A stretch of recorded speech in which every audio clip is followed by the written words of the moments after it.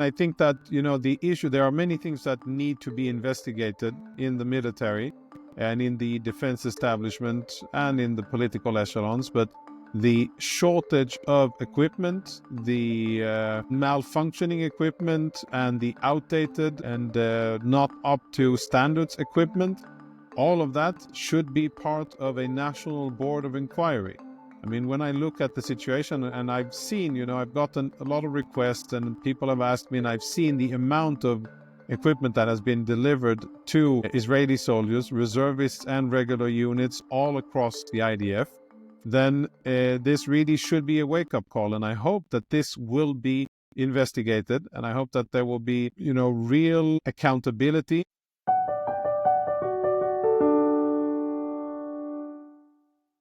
Welcome to another edition of the Mael Time Podcast. I'm here today with Lieutenant Colonel in Reserves Jonathan Conricus. Many people know Jonathan from his stint as IDF spokesperson. He was very, very prominent in the start of the Iron Swords War after October 7th, before continuing on, and now he's a senior fellow at the Foundation for Defense of Democracies. Jonathan, thanks so much for joining. Thank you. Shalom.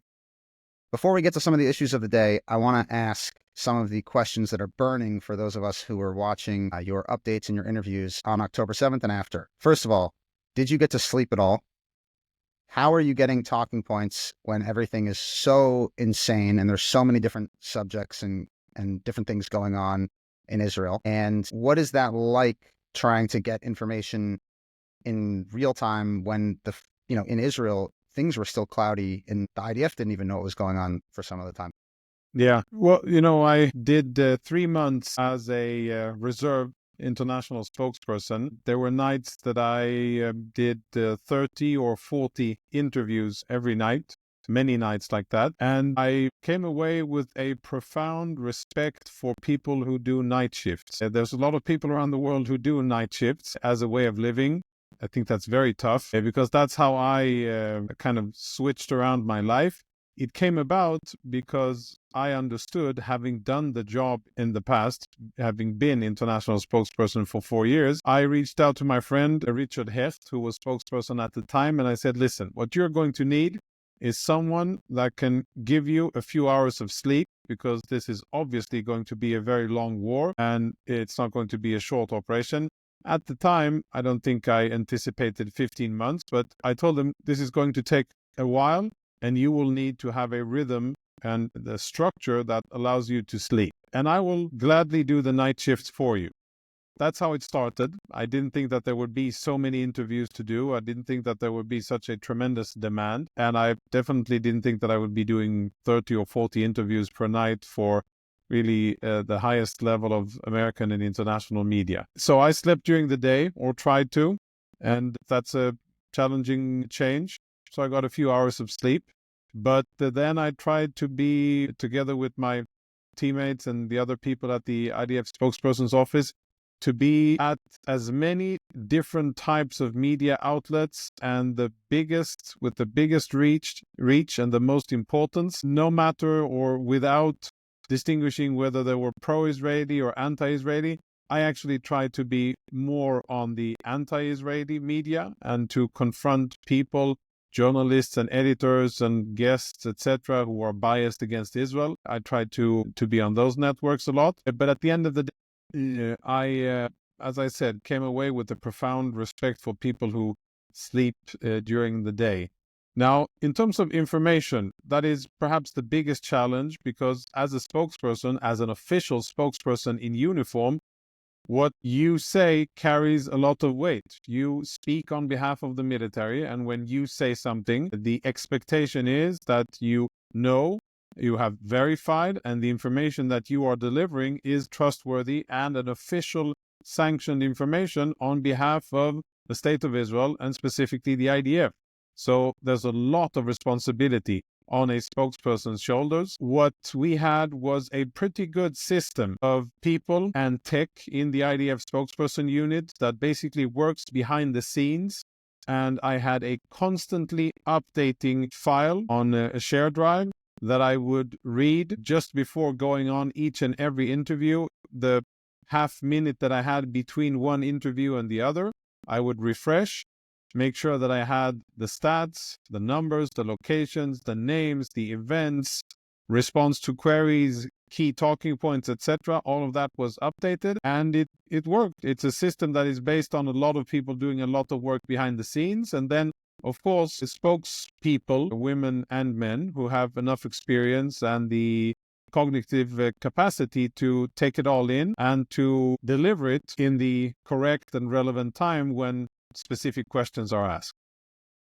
I want to ask you how the political echelon interacts with the military echelon, because there's been certain complaints or incidents in which the political class has accused Hagari of kind of crossing the line, and there obviously was conflict between some of the things that the politicians were saying and, for example, Herzi Halevi.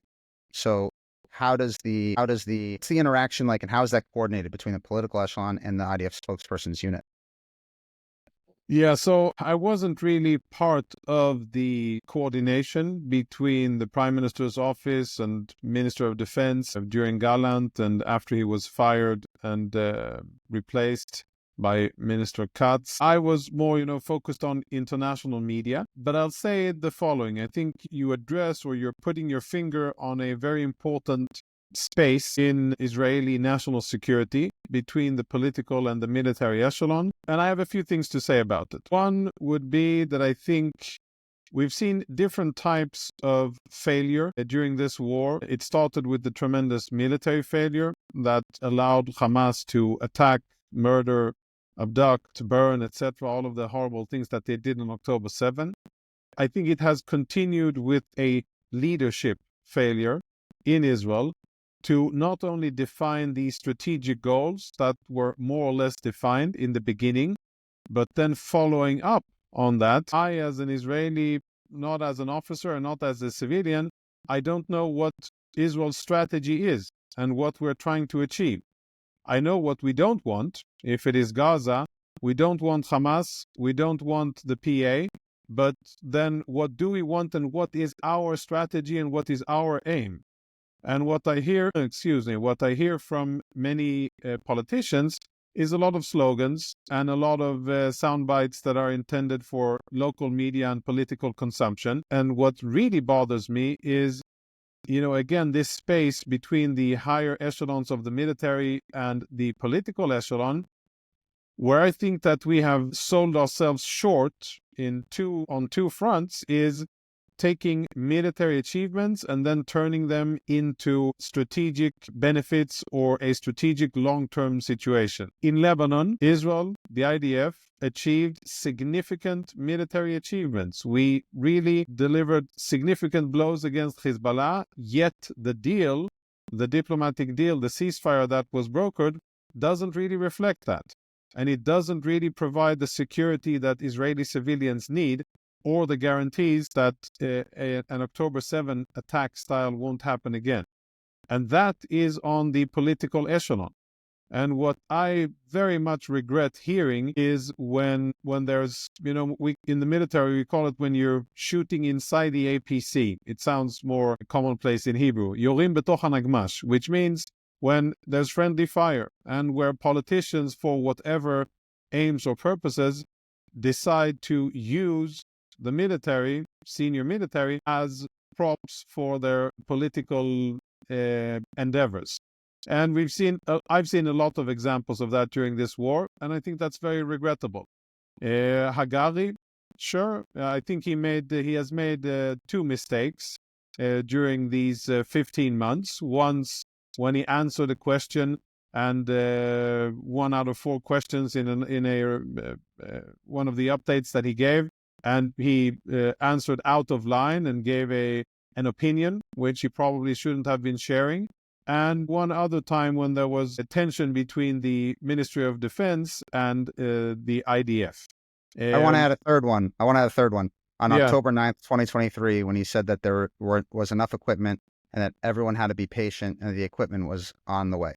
And he was completely wrong. And to this day, I have trouble trusting him personally because of it. But I think it leads to the question, though, about where the orders are coming from and what the audience is, right? Because it's not like and I think I heard you say this with Elon Levy, that who you're speaking to is far more complicated now in 2025 than it was 15, 20 years ago. Because I understand wanting to portray strength to our enemies, but internally, there is also an obligation about telling the truth. So that's also something that's a challenge.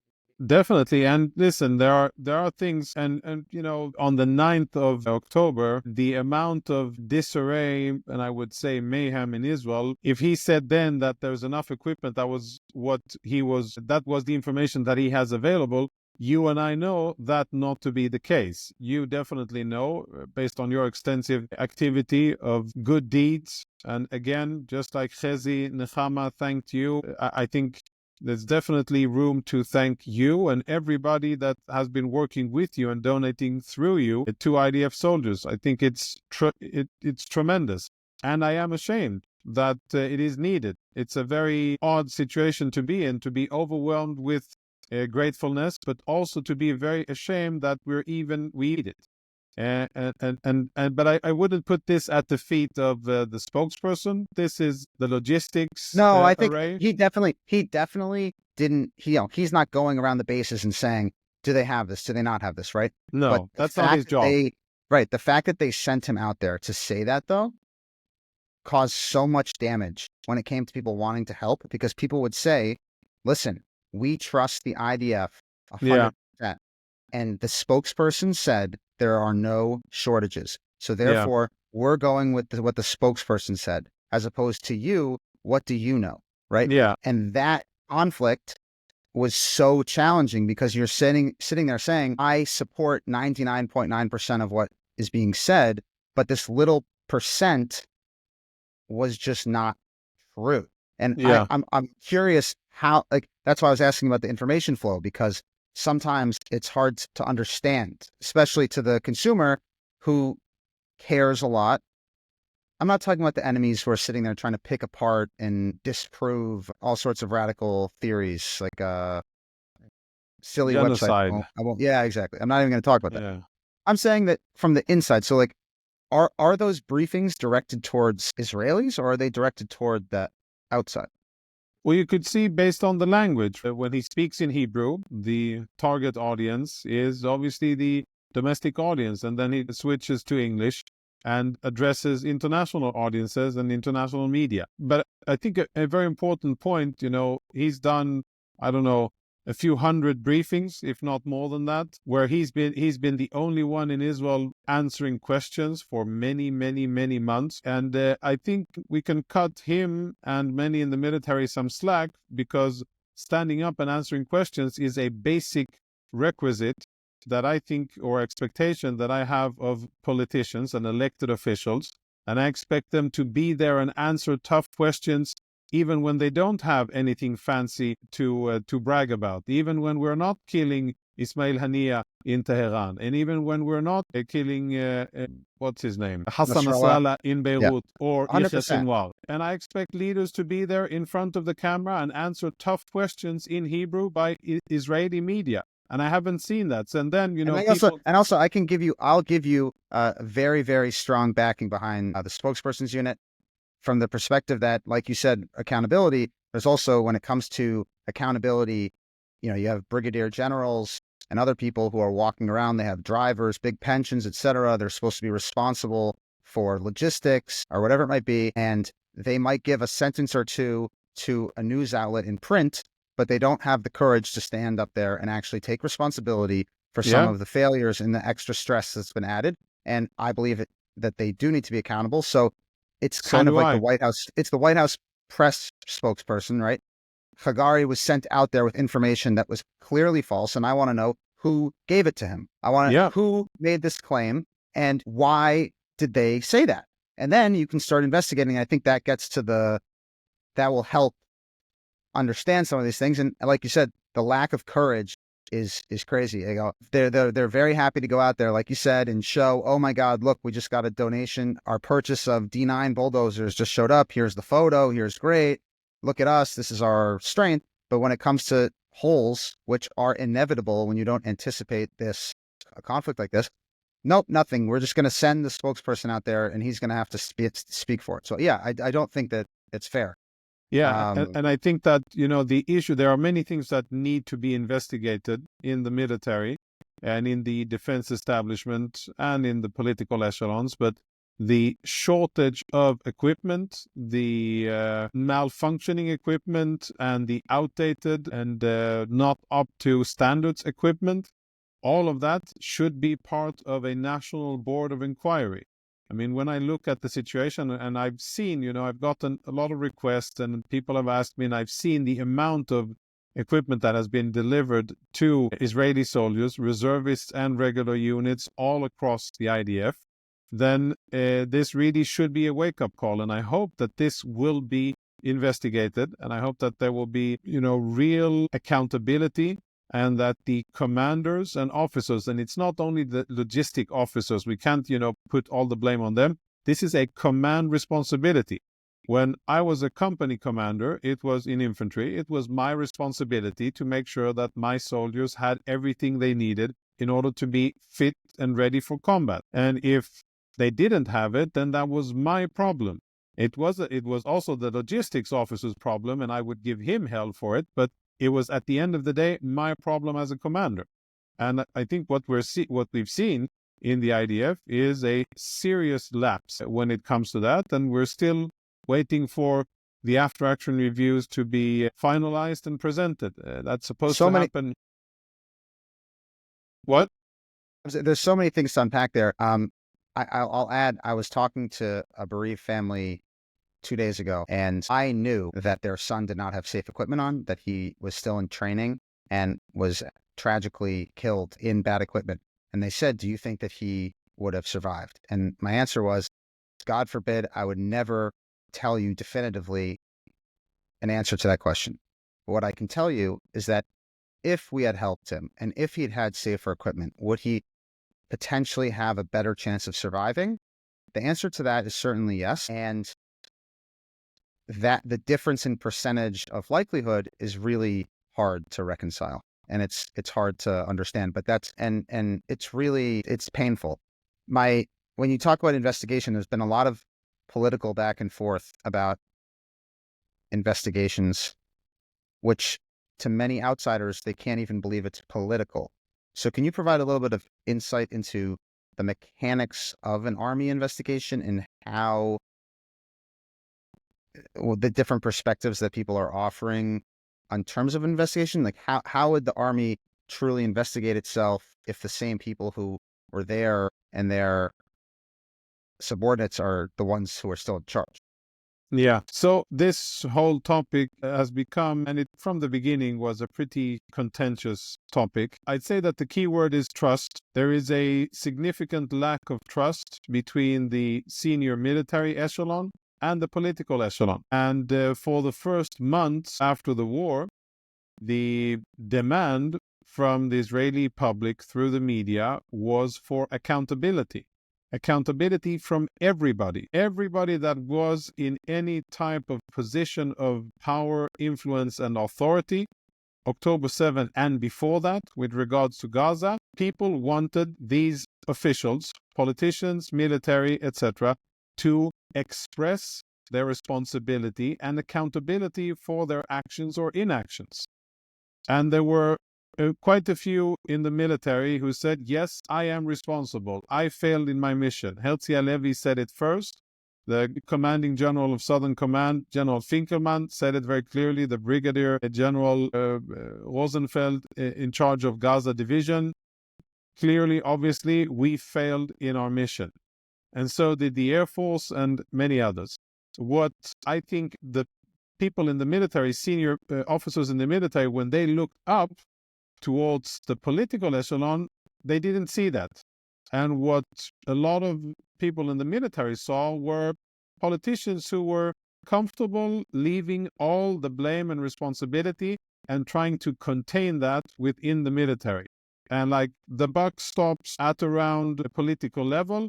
We politicians, we're here for the good stuff. We're here for winning speeches. But when it comes to sharing accountability for policy, for directives, for strategy, not so much. And that was, I think, when we backtrack and when we look at how we got to the situation where we are now, that was kind of the fork in the road where I think from then on the military said, well, hold on. I don't want to be a scapegoat for politicians, and I'm not going to take the rap for all of this. While there are serious things that should be investigated. And that's why there's been a significant demand for a national board of inquiry. Just like after the Yom Kippur War, just like after the Second Lebanon War, it was an almost automatic thing when you have an event the size of a war, a national event that is so important, like the size of a war, and definitely that begins with such a tremendous failure and an achievement for the enemy. Of course, you have to investigate what went wrong and how did things go so wrong. And that has been rejected by our elected officials. And I think that rejection has caused people in other institutions, the IDF, Shabak, to say, well, if that's how you're going to do it, then I'm not going to be the scapegoat here. And I think that's very regrettable. I think that from the way I see it, there needs to be a national board of inquiry. The IDF should have presented its internal after-action reviews a long time ago. Yes, I think we should have understanding for the fact that the IDF has been tremendously busy fighting on 7 fronts. Nevertheless, I think presenting findings and conclusions to the Israeli public, to parents, to bereaved parents, to soldiers and their families is something that should have happened a long time ago, and it hasn't. And I also think that we should already have been in the middle, if not towards the end, of a national board of inquiry, where everything and everyone is held accountable for their actions and inactions, from the brigade commanders in the IDF all the way up to Prime Minister and all of the officers and ministers and senior appointed officials on the way. And the fact that that is not happening, in my mind, it impedes our healing. It impedes our ability to come together as a nation. It obstructs our combat effectiveness. I think it also clouds our ability to chart a strategic path forward, where it's not, we still haven't settled the past, and we cannot yet define where we want to go forward. And just to be clear, when I say what I believe what we should be doing, yes, we should defeat our enemies and we should bring them to total surrender. We should have our enemies come up out of the tunnels with white flags, malnourished, tired, fatigued, wounded, and desperate for air and water, or either dead in a confrontation. That's the way I see the end of fighting against an enemy like Hamas and Hezbollah. There's no other way about it. Other ways that was also the agreed upon war aims by a bipartisan war cabinet of Gadi Eisenkot, Gantz, Yoav Gallant, and Bibi Netanyahu. And clearly we're very far away from that. And Smotrich. And clearly we're very far away from that, correct? Yeah, I think we haven't achieved it. I don't know if we're very far, but bottom line, we have not achieved it yet. And, when you look at the ceasefire deal in Gaza, I am very, very happy and excited and relieved for families that are going to have gotten their loved ones home and those that are going to get their loved ones home. And I think that's a moral obligation of us as a country, as a people, to get our people back. Each and every last one of our brothers and sisters needs to come back. But I'm not happy with the deal, and I'm not happy with the prices that we're paying. And I'm not happy with the fact that that deal allows Hamas to stay in power. And I'm not happy because, I was just in Sderot this morning briefing a group of visitors, and you could see Palestinians coming back to the northern part of Gaza. And amongst those who look like civilians, when you zoom in, you can also see terrorists. And that is not the outcome that I would have wanted. I don't want victory parades of Hamas. Now they come out of hiding in freshly ironed uniforms with their green bandanas, ridiculous bandanas on their heads, as if they are victorious. They come out of hiding after hiding underground for 15 months. hiding underneath the civilians, and they orchestrate these return ceremonies, these hostage release ceremonies that are absolutely ridiculous and, preposterous, milking every drop of media attention that they can get. But the bottom line is that they're not yet defeated. And we need to defeat them. That needs to be really, really clear. And I care about, the whole issue of accountability, of responsibility and leadership. That matters because it creates serious issues and serious rifts and tensions and problems when you don't have that. And, if we would have gone back 14 months, 15 months, if the prime minister would have said, I am responsible, I am accountable for what had happened, and I will bear responsibility for everything, but rally around me, let's fight and defeat our enemies, and at the end of it, I will present myself to a board of inquiry, and I will accept and I own up to the fact that I am accountable. I think that would have made a tremendous political difference. I think that would have taken so much of the poison and the toxin out of the conversation in Israel. And I think that would have focused our energies on defeating our enemies. And instead... You think he would have survived politically? I don't think he should survive politically. That's the bottom line. I don't think that anybody that was in a position of power and responsibility and authority on October 7 has anything to do with the future of the state of Israel. Miserable failure that I think anybody that was in a position of responsibility should say, I failed, and therefore I am going to vacate this space and I'm going to allow someone better to assume that position in the military and in anybody that was part of the security, defense, political, strategic establishment, Ministry of Defense, various ministers of defense, various chiefs of staff in the past, and of course, the prime minister. I mean, it cannot be that you're responsible for the success and the good things and you enjoy international relations and credits and speeches, etc. But then when the biggest catastrophe happens and it's on your shift, you're not responsible. To me, that doesn't make sense. And how do you transfer power? Say we go along with what you're saying in terms of responsibility and immediate responsibility. How does that practically look, right? Because the defense that Netanyahu and his supporters were offering was that in the midst of a war, it's necessary to be united. I think you agree on that. But, which is what I'm saying. What I'm saying. But what about what I'm saying? What if it went to elections, for example? Imagine going back what to November. I'm saying is that it would have been so much better if we could have united around the prime minister Netanyahu. But him having said, unite around me, let us win this war together, and at the end of it, I will take responsibility for the failure here, and I will leave. That, in my mind, would have been, that's what I expect of a leader. Yes, having elections during a war, that's nonsense. You cannot have that. And you don't change the chief of staff, and you shouldn't change a defense minister during war either. These things are ruptures in continuity, and that's never a good thing. And definitely not the prime minister after such an attack. That's not necessary. But we are now in this toxic, splintered environment in Israel, military and political and on a social level, that I think could have been avoided. But I think that political interests have been set before national interest, and I regret that. And I think that's not what I would have expected my prime minister to do. I think that the interest of the state of Israel should have been before his own political interest, and I think that we would have been better off as a country. We would have beaten our enemies faster, and we would have had less interference of political nonsense in decision-making and in the way that the IDF adopted and implemented what the political echelon told it to do.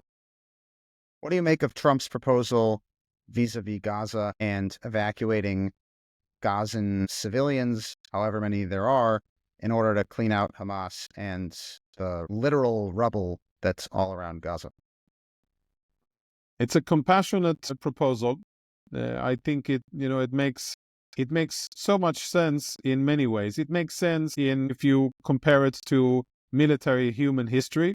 That's usually what happens in war. war is a horrible thing. War brings destruction, poverty, disease, and misfortune for a lot of people. And usually what happens with war is that those who can flee, they flee. My ancestors, they fled the Second World War as far as they could, those who survived. And so did Ukrainians and Russians just now, and so did people in Afghanistan. And wherever there's war, the first basic instinct of people is to move elsewhere in order to be out of fire. The sad thing is that that is not something that the world allows the Palestinians to do, because there is this fixation with that there must be Palestinian statehood, that the end of a conflict here must be with a two-state solution, and that the end of the October 7 attack against Israel should lead towards political negotiations and an end to the conflict. There's this fixation about it, and the ones who are suffering the most due to this fixation are Israelis and Palestinians. And I think that what President Trump is presenting is interesting. I think it could be beneficial for Palestinians, obviously for Israelis. I think it makes sense, but I don't think it will happen, because it makes a lot of sense, and it would probably be the best and most humane thing for Palestinians in Gaza, who now, many, I don't know the percentage of families who don't have a house, because I don't trust UN information and it's difficult. But let's just say that the situation is very, very bad. There's a lot, hundreds of thousands, if not more than 1 million of Palestinians in Gaza who don't have a home to go home to. And infrastructure is devastated, water, sewage, electricity. It's a tremendous mess. They're also missing $50 million worth of condoms that got blocked by Trump. Yeah. But really, like, if it was about caring for the Palestinians, then of course people would say, well, that's actually a good solution. Let's relocate like humans do during war or after, and then come back once reconstruction is done. I don't think it's going to happen, because there are, I would say, historical patterns of thought that are almost cemented, very, very rigid, whereby there is only one way forward in terms of Israel and Palestinians, and that's a two-state solution, even though when you listen to what Hamas says and also the Palestinian Authority, they're not about a two-state solution. They don't want a two-state solution. They want one state, and that's an Islamic state, Sharia-based law, where there's no place for Jews. That's Hamas's charter. That's what they tried to implement on October 7. And that's what they have said repeatedly, including last time was 2.5 weeks ago by Khalil al-Haya, saying, well, we will do October 7 again and again and again, and we will continue our jihad until we defeat the occupation. Occupation of Gaza? No, of all of what they call Palestine. So it's a binary situation where, from a Hamas point of view, there's no middle ground. If there's a ceasefire, it's only temporary until they're strong enough to continue to fight and wage jihad against the Jews. And many people around the world refuse to see this, refuse to acknowledge this reality. Many Israelis have, been duped into thinking that there's any way forward with Hamas. And as such, I think that it would be good for, that the Trump solution, it makes sense, but I don't think that it will happen. I think that European countries and Arab states, even though it would be better for Palestinians, definitely in the long run, they won't let it happen, because it's never really been about caring about Palestinians and their plight and the suffering. And many of them are suffering. I've seen Palestinians suffering. I've seen how they live in Gaza. I've visited places in Judea and Samaria. I don't envy them. I hold them accountable for the fact that they are in this position. I believe each person is responsible for his own future, and he shapes his future, even if he's dealt a lousy hand in the beginning. But I do feel sorry for many Arabs and Palestinians for being kind of locked in this situation. And they'll continue to be locked in. And I don't think that the Trump plan will be, will get support by Egypt and by Jordan and by European countries and others, because it would be good for Israel, good for Palestinians, but it wouldn't scratch that itch of Palestinian statehood. And that seems to be like the most noble goal that all of the world needs to work towards, whether the Palestinians and Israelis want it or not. Do you think there's any Palestinian nationalism that exists that is completely separated from the death cult part of the Palestinian nationalism, which is the complete destruction of Israel. Oftentimes you'll have people, particularly on the left, saying, well, I know this one Palestinian, or I went to visit in Hebron and I was with 6 Palestinian families there and they were really kind to me. And look, there are normal people. Do you think that there's a viable Palestinian nationalism that does not involve the mass slaughter of Jews? Maybe not mass slaughter, but the destruction of the state of Israel. I think that you can see, and the viewers can gather, that I'm not very naive, but I am optimistic and I believe. I'd say this. The short answer to your question is that in the coming generation, this generation, sadly, I don't see that. And it fills me with real sadness because I live here. My children live here, and I intend to continue to live here in the ancestral homeland of the Jewish people. And I want my grandchildren to live here and their children. And war isn't good. The only people who profit from it are politicians and people who manufacture weapons.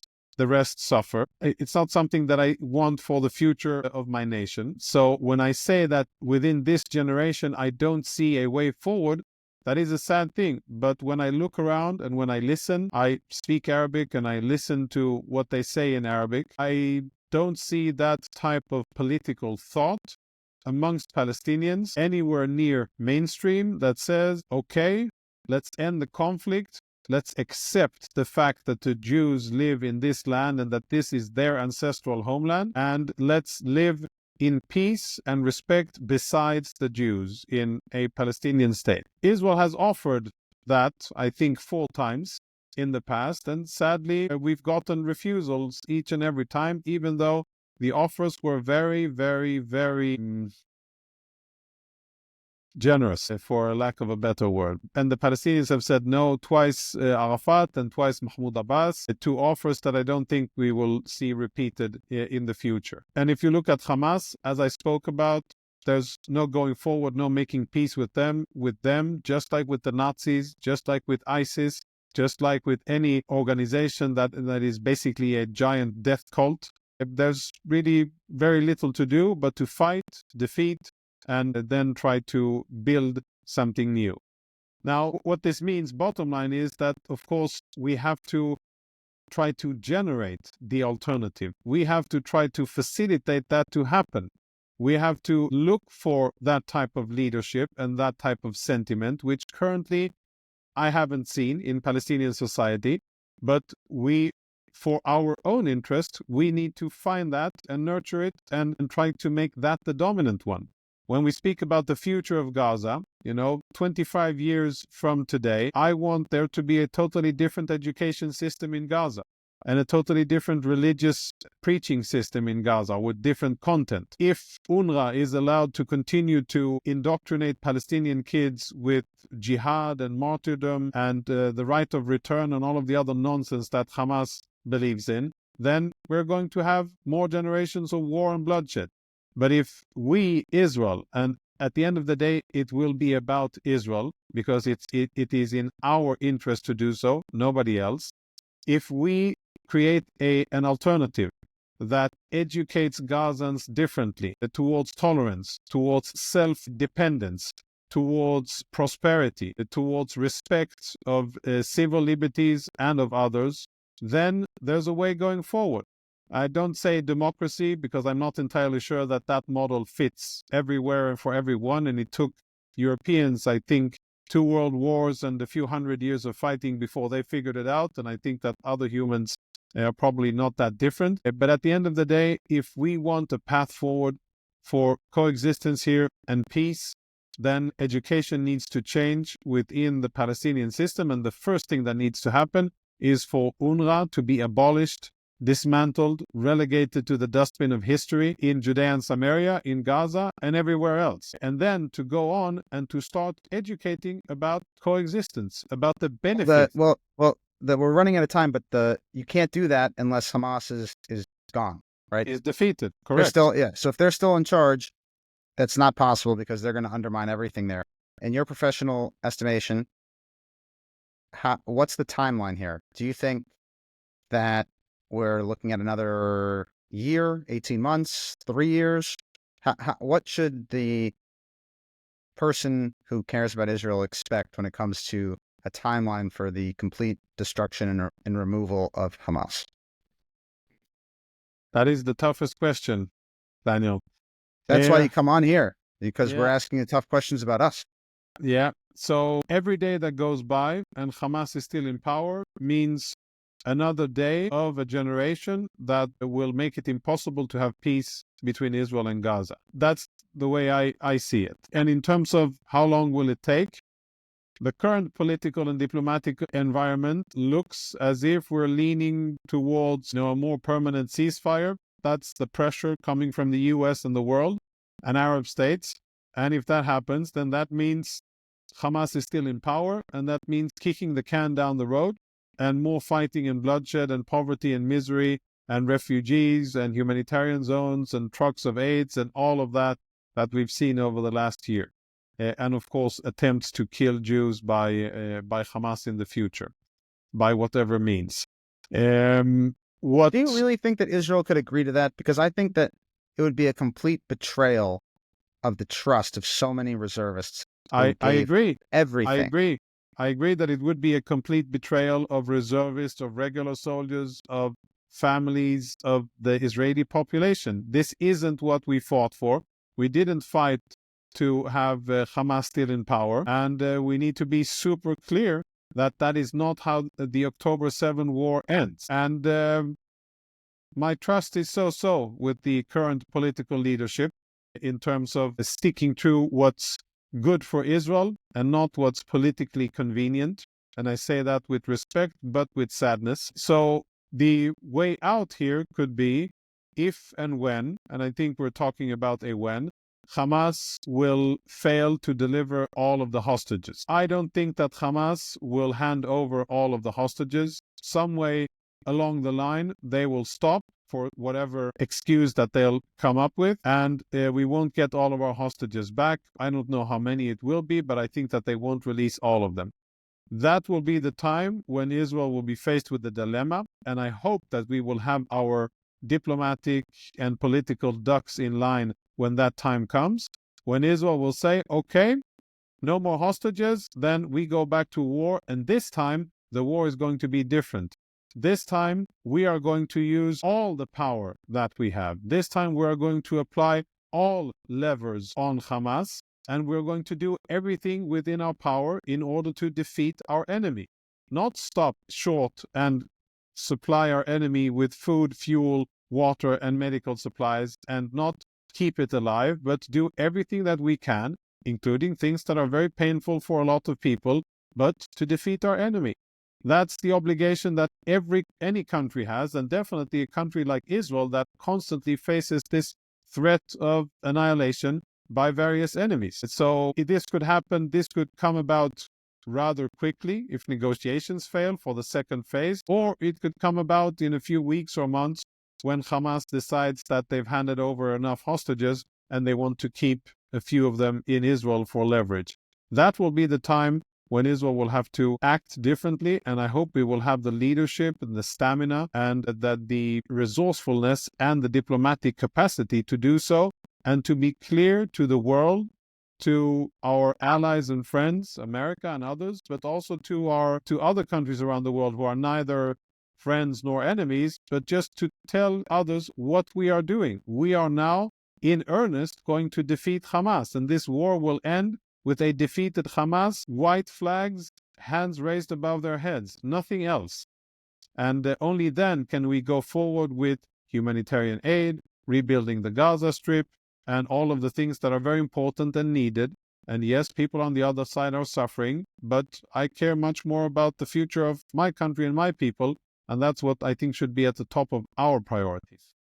And if it's not, then I think it will be known as the war of missed opportunity, because if you can't achieve what you set out with the Trump administration, with Marco Rubio as the Secretary of State and Pete Hegseth as the Secretary of Defense, I'm not sure when Israel thinks that they'll be able to do such things. It's about as good of friends as you could possibly have, especially Ambassador Huckabee, who's probably to the right of the Israeli political establishment. And if Israel can't do it now, I'm not sure when they anticipate being able to remove this vile genocidal enemy that not even 16 months ago tried to commit another Holocaust. Jonathan, I really, really appreciate your time. I went a little bit over. Really appreciate it. Hope to Thank have you you. back, and best of luck with everything. We're always tuning in and seeing you across multiple channels, and you should have a lot of success spreading message and keeping people informed. Thank you. Thank you. And thank you for what you've done for defending and helping Israeli soldiers. Thank you for what you do. It is really a tremendous mitzvah that you have done, and you should really be recognized for it.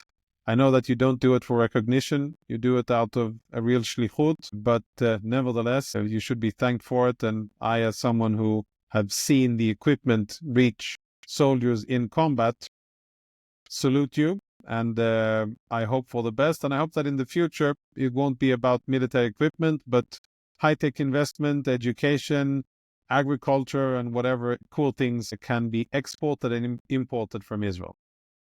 Amen to that. I completely agree. And as I tell people when they're donating, you can attend the soldiers, his kids' bar mitzvah or a family celebration. That's what it's about. It's not even about anything else. It's just about giving people the best chance of returning home to their family and trying to minimize the unfortunately necessary damage that happens in the course of a war. So we're here just trying to do whatever support we can. Really appreciate you coming on. Thank you, Daniel. Shalom. Thanks.